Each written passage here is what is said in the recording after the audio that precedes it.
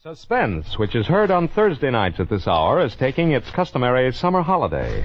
Suspense returns to the air 2 weeks from now on Thursday, August 31st.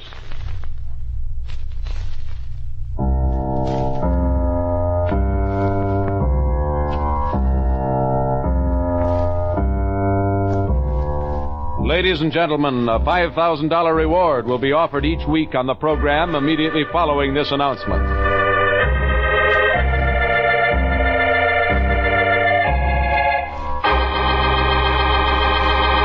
You out there, you who think you've committed the perfect crime, the perfect murder, and that there are no clues, no witnesses, that your identity is unknown. Listen. Somebody knows. Yes, you, wherever you may be, no matter where you're hiding. Somewhere, sometime, someone listening to this program is going to bring you to justice. Yes. Somebody knows.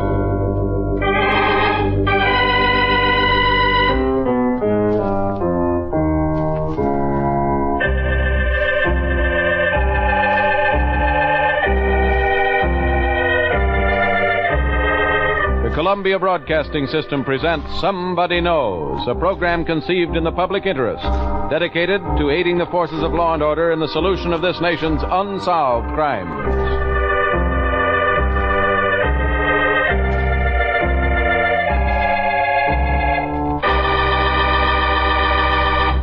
Ladies and gentlemen, we're going to recreate for you tonight all the known facts in an actual unsolved murder.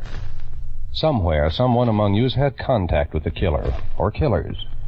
Someone whose identity need never be known has seen evidence or possesses information that can lead to the solution of this crime. In the public interest, the Columbia Broadcasting System offers $5,000 reward for evidence or information leading to the arrest and conviction of the killer in this unsolved murder. We ask you then to please listen carefully, for you may be the one to win this reward. Somebody knows. It may be you.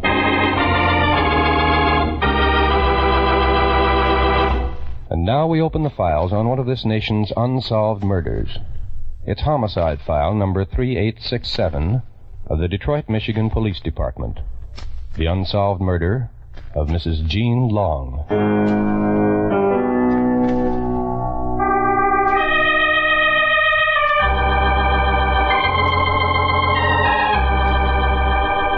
The Lord is my shepherd, I shall not want.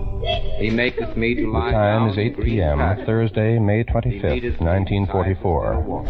In the chapel of the Roy Rex Road Funeral Home, 2721 West Grand Boulevard, Detroit, Michigan, where a silver-gray coffin lies banked with flowers, the Reverend Newell C. Leesimer, pastor of the 12th Street Evangelical Church, is officiating at memorial services for Mrs. Jean Long. Goodness and mercy shall follow me all the days of my life, and I will dwell in the house of the Lord forever.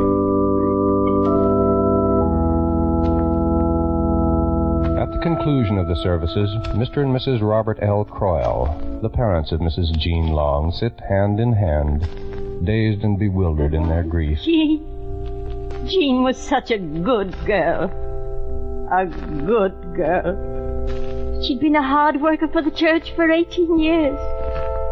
Why did this happen to her? Why?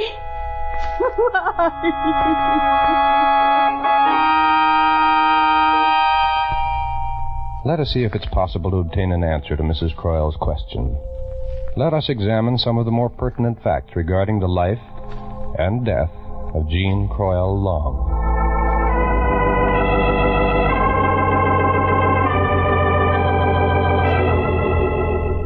For 17 years, Jean Long lived a quiet, peaceful life in Detroit, working during the day, contributing in her spare time to the 12th Street Evangelical Church. The only rift in her peaceful life was the failure of her marriage to Kenneth Long.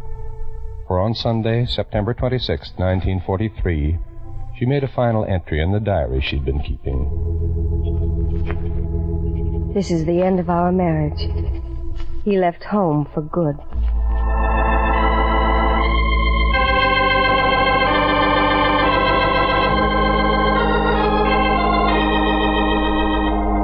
It is now Tuesday, May 23rd, 1944. The time is 8 o'clock in the evening. In the parsonage of the 12th Street Evangelical Church, the Reverend Newell C. Leesimer, pastor, is dictating letters to be sent to the members of his congregation who are in the service. Everyone has been putting his Gene back Long to is the war. cutting the typewriter Every stencils on them available as he talks. moment in aiding and abetting the war work. But never for one moment are you out of our thoughts or our prayers. May the good Lord bless you and keep you safe from harm. Well, I guess that does it, Jean. They're wonderful letters, Reverend. Shall I enclose the church news bulletin with these? Yes, if you don't mind. Sorry I can't stay and help you, but Mrs. Leesimer and I have a few calls to make. Oh, that's all right. It'll only... Oh, say, I thought of a poem by Whittier the other day. I thought it might be nice to include in the bulletin. Oh? Which is it? The one that goes, I know not what the future hath of marvel or surprise, assured alone that life and death his mercy underlies. Mm-hmm. I know not where his islands lift their fronded palms in air. I only know I cannot drift beyond his love and care. Include it by all means, Jean. I'm sure its message will have great meaning for those who are facing possible death. Yes, I know it has great meaning for me. Well, I'll run over to the church office and get started on this right away. The letters will be waiting for you in the morning. Good night. Good night, Jean.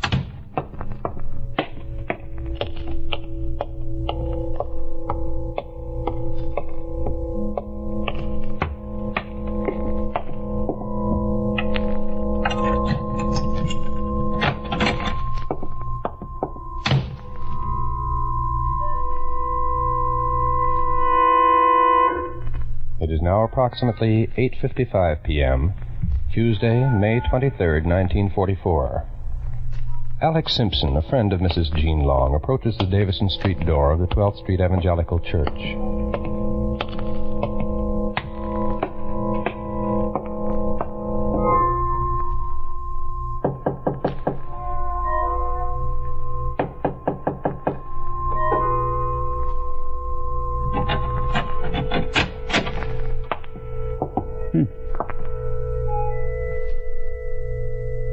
Gene? Gene, are you in here? He goes down into the basement of the church where the office is located.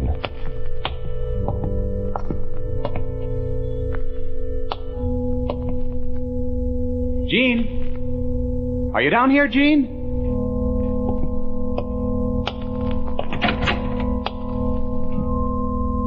Gene?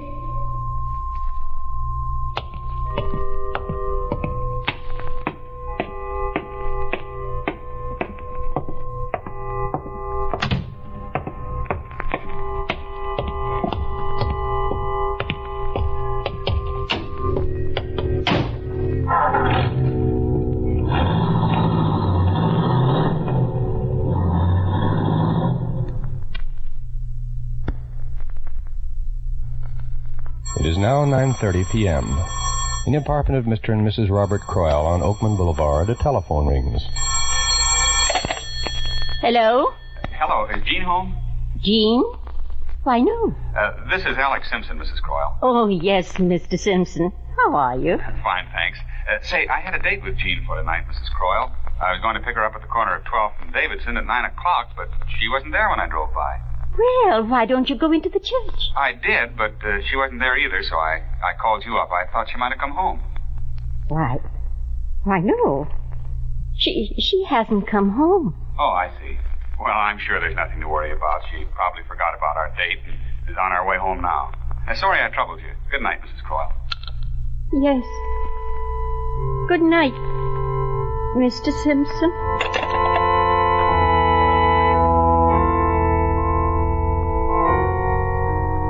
It is now approximately 11:30 p.m.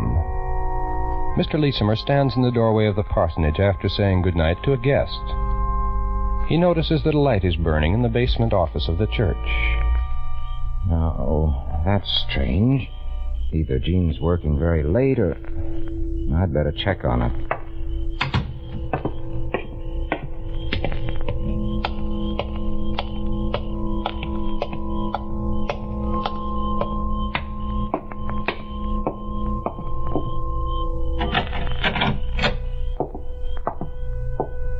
Jean?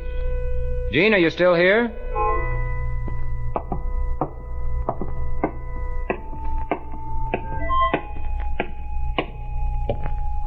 Jean, are you still working? Jean?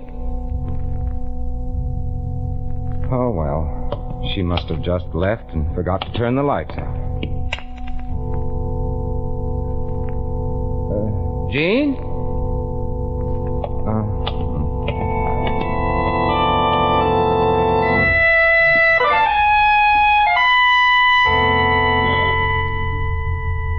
It is now a few minutes past midnight.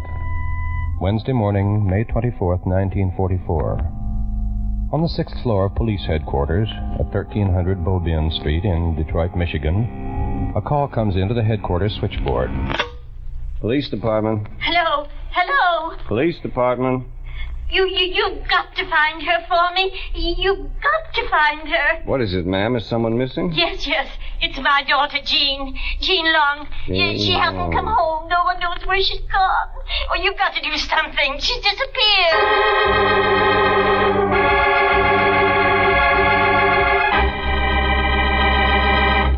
In just a moment, we'll continue with homicide file number 3867 of the Detroit, Michigan Police Department. The unsolved murder of Mrs. Jean Long. The United States Armed Forces need volunteers today in every branch of the services. You have the chance to choose not only the branch, but the type of work which you feel will be the most benefit to you in the years ahead. May we suggest that you go to your nearest recruiting office to see if you are eligible to volunteer and inquire about the many opportunities open to you.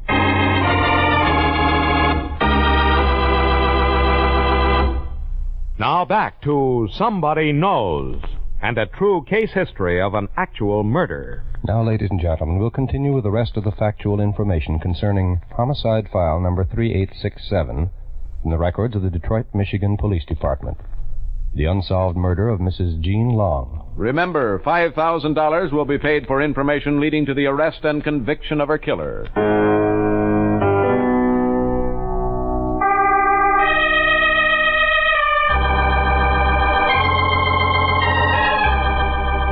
It is now about 9 in the morning, Wednesday, May 24th, 1944. Reverend Leesimer leaves his study and starts toward the side door of the parsonage.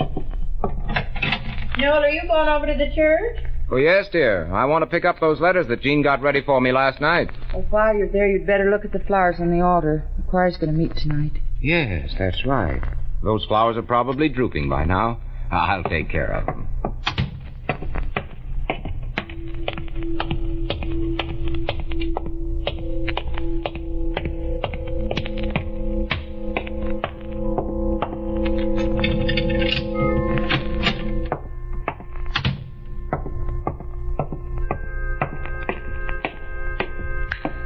Flowers up at the altar.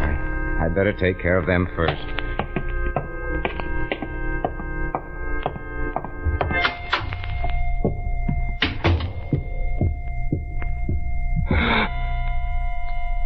No. Oh, no.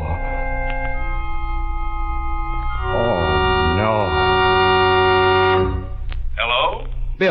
Bill, this is Newell. Can you come over to the church right away? To the church? Yes, something terrible has happened. Jean Long is dead.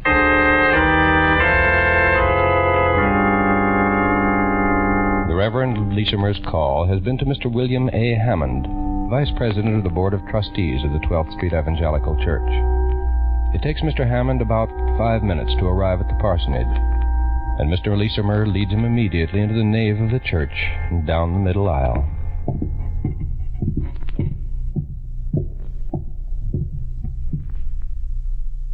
You're sure she's Jean Long?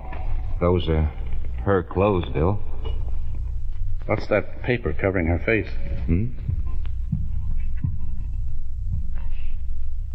I know not what the future hath of marvel or surprise. Oh, dear. Assured alone that life and death his mercy underlies.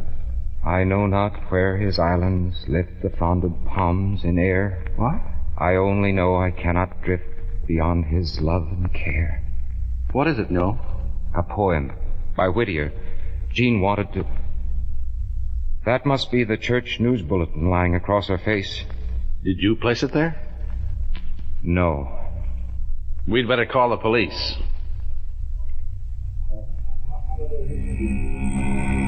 Police Department.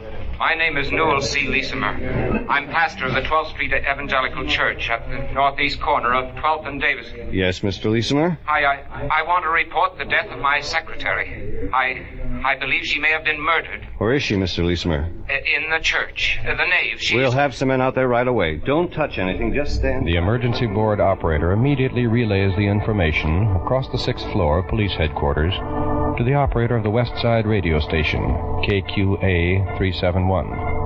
And the operator sets in motion the speedy, precise machinery of the Detroit police force. Within a few minutes, Chief of Detectives Paul H. Wenzel, Senior Inspector of Detectives Edward Graff, and Detective Inspector John Whitman, commanding the homicide squad, arrive at the scene. The investigation into the death of Jean Long begins.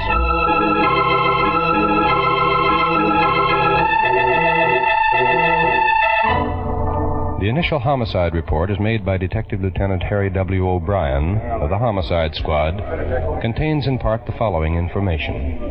Upon arriving at the church, we found the body of Mrs. Jean Long, 40 years old, of 3625 Oakman Boulevard, lying in the nave. Her clothing had been disarranged, and she had been stabbed 3 times in the chest. The left side of her face was badly swollen, and 3 teeth had been dislodged, and her body was covered with blood. Her wristwatch, with the band broken, which was found near the body, had run down at 8:34 o'clock. Coroner's investigator Tony Saputi responds to a call to the coroner's office and removes the body to the Wayne County morgue. A post-mortem examination is begun by Dr. Paul A. Kleba, Wayne County medical examiner, and Dr. Donald H. Comp, pathologist. The cause of death?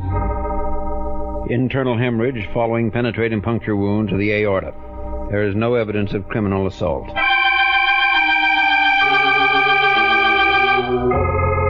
A search is conducted for the missing murder weapon. It is believed at first that the murder was committed with some sort of pocket knife. Then, in the small kitchen adjoining the basement office. Say, Inspector, mind taking a look at this? Here in this drawer. The lab men have finished the checking for prints, and I think we might check for a couple of more things. A paring knife. Yeah, it looks clean, all right. But it's got about a 4-inch blade. It's strong enough to make the wounds we saw. Okay, I'll have Lieutenant Payne check for blood reactions. Fine. A report from Detective Lieutenant James Payne, head of the Police Scientific Laboratory, states, We've obtained positive blood reactions on the paring knife. Blood reactions were also obtained in the kitchen sink and in the trap under the sink. There would seem to be little doubt that this was the weapon used in the killing of Jean Long.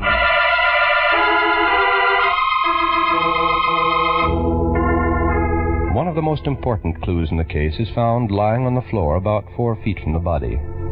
It is a portion of a man's fingernail. It is about 1/4 of an inch long and about 9/16 of an inch in width.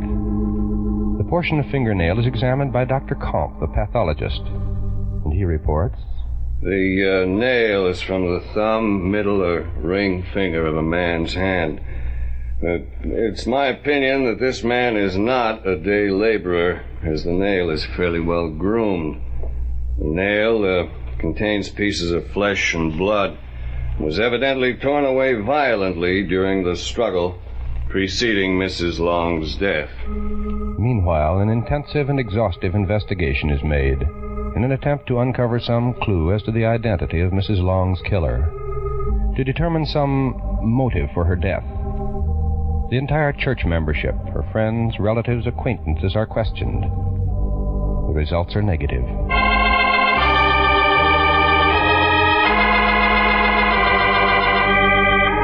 However, from the thorough examination made at the scene of the crime, a number of facts are determined.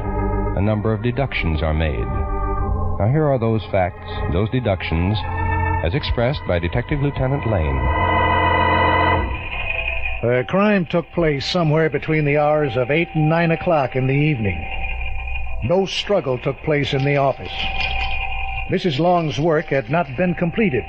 The counter on the mimeograph machine showed only 89 copies of the news bulletins run off. and there were 2 chairs at the desk and 2 stacks of envelopes in the process of being filled with the bulletins. As for the church bulletin spread over the dead woman's face, only someone who knew her would have done that, because only someone who knew his victim well would have found it so unbearable to look at her dead face. From these facts, these deductions, it is possible to form a theory as to what occurred on the night of Tuesday, May 23rd, 1944, to make a possible recreation of the murder of Mrs. Jean Long. Now here is our recreation of that crime.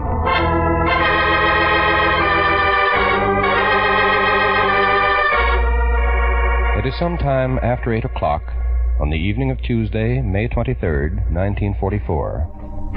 In the basement office of the 12th Street Evangelical Church, Jean Long is turning out copies of the church news bulletin on the mimeograph machine.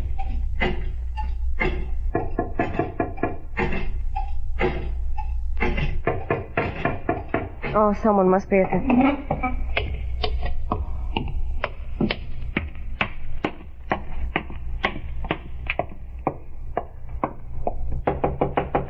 Who's there? Oh, it's you. Come in. You're just in time. I haven't finished my work yet. I'll do you a great big favor and let you help me with it. Jean Long and her visitor go down to the basement office where she's been working.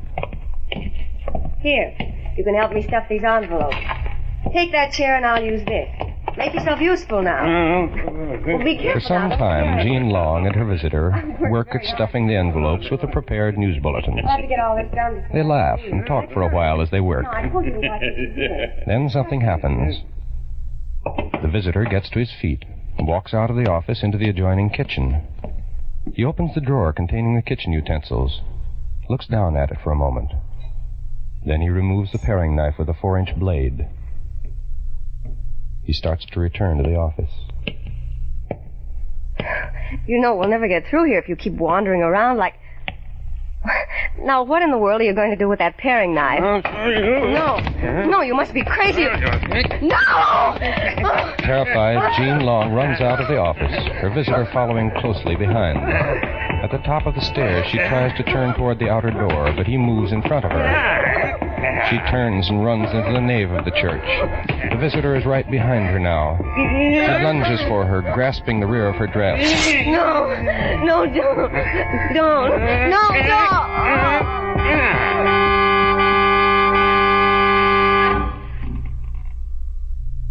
It is now Sunday morning, May 28th, 1944, 5 days after the death of Mrs. Jean Long. Services are being held in the 12th Street Evangelical Church. There's no surreptitious whispering. No eyes are turned toward the center aisle. The aisle down which Jean Long had walked 17 years before to the slow strains of the wedding march. The aisle where Jean Long's body was found. We come today with hearts and minds shocked by the events of the past week. Our minds are perplexed as to what would cause this tragic event to take place. We pray that this grave problem shall be solved and should not be content until justice is met.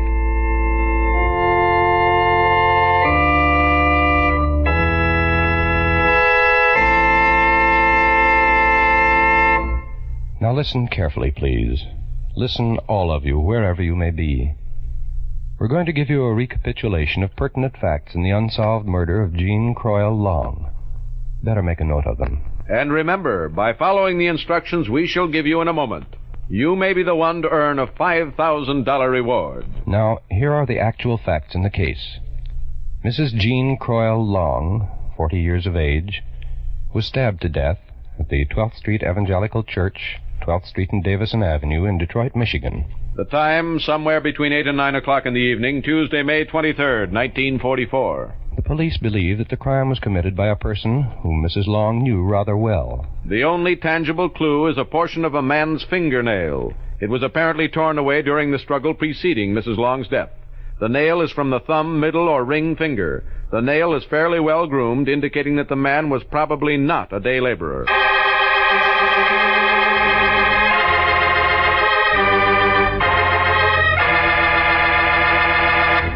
Ladies and gentlemen, if any of you possesses information that may have a bearing on the unsolved murder of Jean Croyle Long, and please don't send guesses or hunches, but only actual, authentic information, follow these instructions so that your name and identity need never be made known unless you wish. Now listen carefully. Write your information on a plain sheet of paper. Do not sign your name. Instead, sign it with 6 numbers, any arrangement of any 6 numbers. Then tear off a blank corner of that paper with a ragged edge. Write the same 6 numbers on that corner and keep it. Mail the rest of the paper with the information to Somebody Knows, Hollywood, California. You need tell no one what you have done. Mail your letter to Somebody Knows, Hollywood, California. And if the information you've supplied leads to the arrest and conviction of the killer of Mrs. Jean Long, we'll announce your signature number on this program. Then, if you don't want your name to be known, go to your lawyer or your doctor, your priest, minister, or rabbi, and have him present the torn corner of the paper to any CBS station. In this way, you do not need to appear in person. If the torn corner matches the original paper containing the information, the $5,000 reward will be yours. Remember, you, wherever you are, you whose name need never be known, may win a reward of $5,000.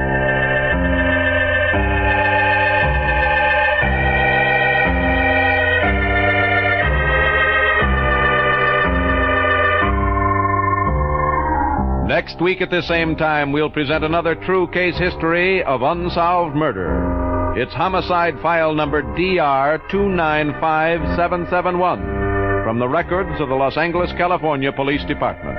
The unsolved murder of Elizabeth Short, the Black Dahlia. You out there, you who have murdered in cold blood and think you've gotten away with it, listen. You cannot escape. There is no perfect crime. Remember, you are not unknown. Somebody knows.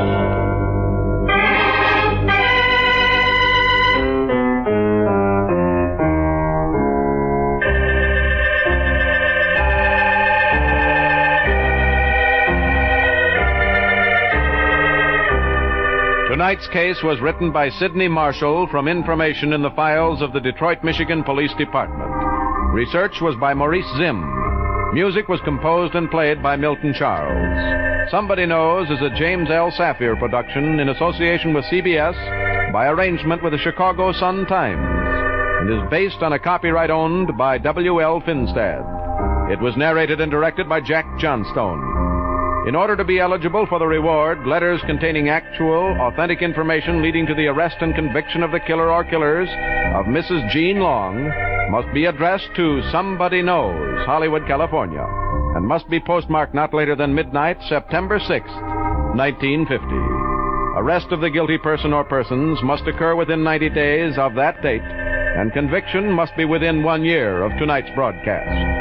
If more than one person gives the information leading to conviction, our judges will divide the $5,000 reward among them in proportion to the importance the judges attach to the facts supplied. And in this, the decision of our judges will be final.